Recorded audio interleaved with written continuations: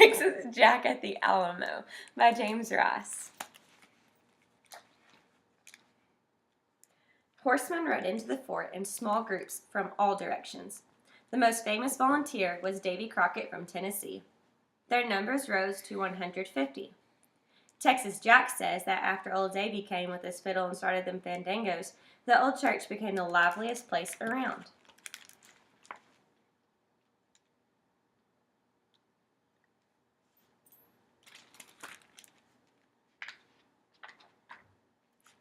Dan Cloud, a Texan 21 years old, was a lookout in the tower of the San Fernando Church. He rang the bell when he saw Mexican riders coming in from the south. Colonel Travis was surprised. He didn't expect the soldiers for another month or so because of the cold weather. Texas Jack says the Mexican horse soldiers was duded up real pretty for fighting men.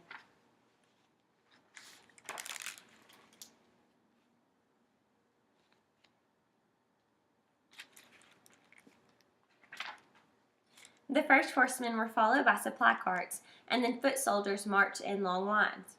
The soldiers set up camps wherever they could find shelter.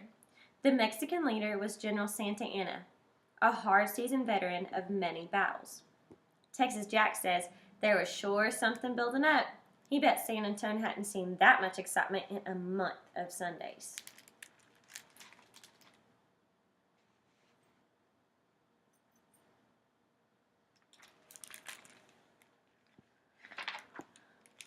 Jim Bowie and Bill Travis both claimed leadership of the fort. The argument was settled when Bowie fell from a platform while helping install a cannon. He had serious injuries and his condition was complicated by pneumonia. When Travis sent messengers for help at the Alamo, no one came. He found enough food, but the ammunition supply was short.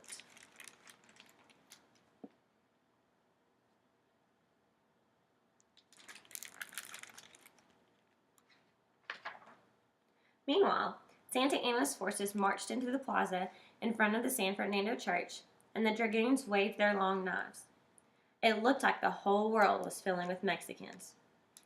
Texas Jack says he'd never seen such show-offs.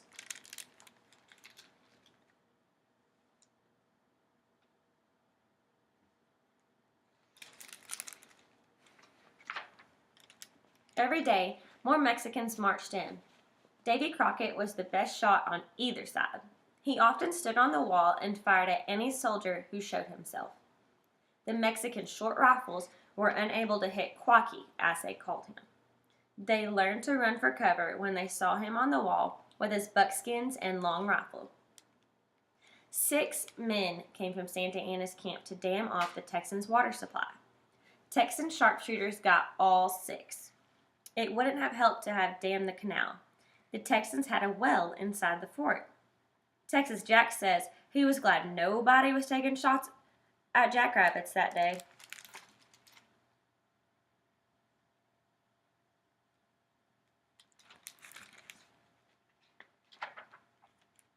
The Mexican forces were nearing 5,000 in number. Travis realized his situation was bad. Santa Anna sent a messenger to the fort with a white flag. He offered to accept the Texans' surrender at discretion, terms meaning probable execution by the captors. The Texans were not friendly.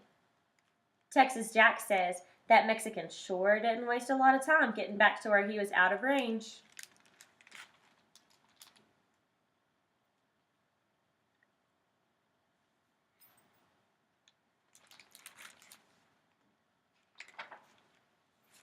The Mexicans ran up a red flag on the tower of the San Fernando Church.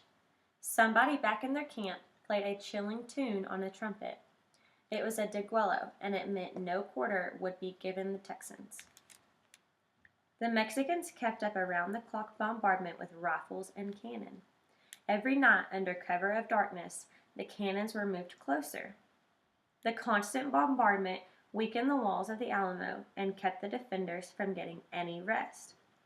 Texas Jack says it may not have harmed any bodies, but it sure shattered everybody's nerves.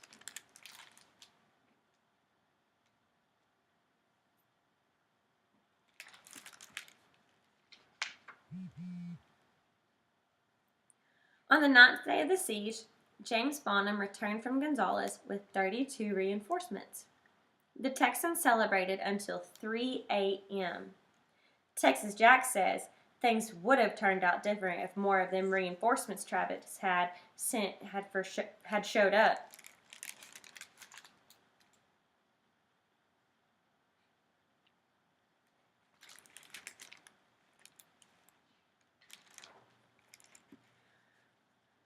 On the next day, Travis allowed anyone to leave if he wished. Only one man, Lewis Rose, a professional soldier, left.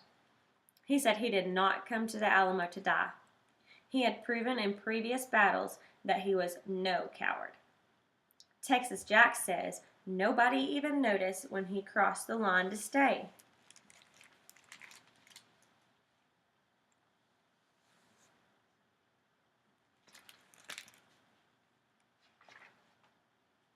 Twice the Mexicans were beaten back. Then on the third try, they broke through a hole in the north wall near the area defended by Travis. Texas Jack says that's when he went to the south wall to help Davy.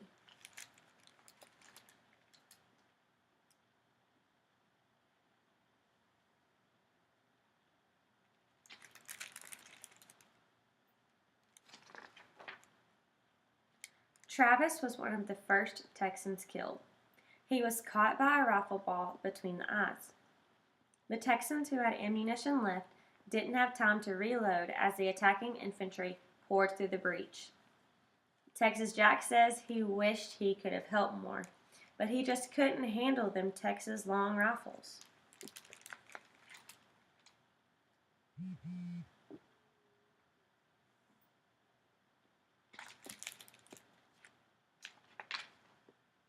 Davy Crockett killed 8 Mexicans and wounded several more with his clubbed rifle before he was surrounded and killed. Bowie fought from his sick bed in the chapel until he was overcome. The victors allowed no one to surrender. It was over before 8 a.m. Texas Jack says he never in his whole life seen anything so awful happen in so short a time.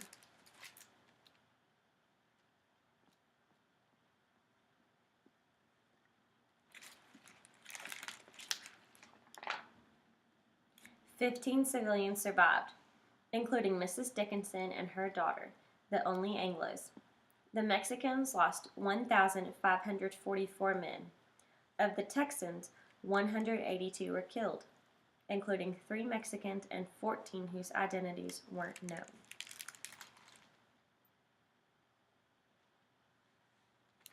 And it's Texas Jack at the Alamo.